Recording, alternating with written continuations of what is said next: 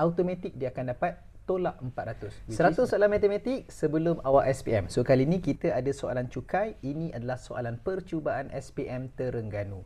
Untuk soalan cukai pendapatan ada dua basic yang awak kena tahu, iaitu yang pertama ialah pencuri dan yang kedua ialah tu dapur. Pencuri itu apa? Pencuri itu ialah pen untuk pendapatan bercukai, cu untuk cukai pendapatan dan re ialah rebate. Okey. So untuk pendapatan bercukai dia, kita akan ambil 49,500 tolakkan dengan derma dia 250, tolakkan dengan pelepasan cukai 15,300.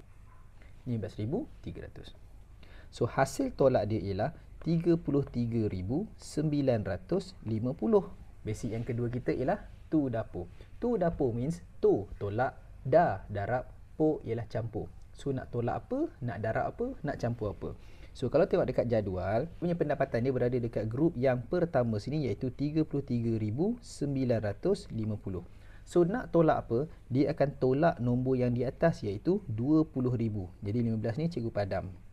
Tolak 20,000 and then darabkan dengan 3%, and then campurkan dengan nombor yang di atas juga, iaitu 150. Cikgu padamkan 450 kat bawah ni. Okey, so jom kita tulis. So kita ada 33,950 tolakkan dengan 20,000, pastikan dia berada dalam kurungan, and then darabkan dengan 3%. Nak tulis 0.03 boleh, nak tulis 3/100 pun boleh, tak ada masalah. And then campurkan dengan 150, awak akan dapat RM568.50. Rebate pendapatan ni dia bergantung kepada pendapatan bercukai dia.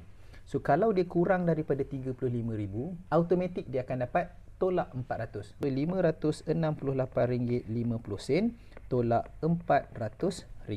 So jawapan akhir kita ialah 168.5. Tapi kalau awak tulis 168.5, automatik tak dapat markah. Kerana apa? Format untuk tulis duit ataupun wang mesti kena ada, kalau ada sen, dia mesti kena ada 2 titik perpuluhan. Kalau awak belajar sesuatu boleh komen.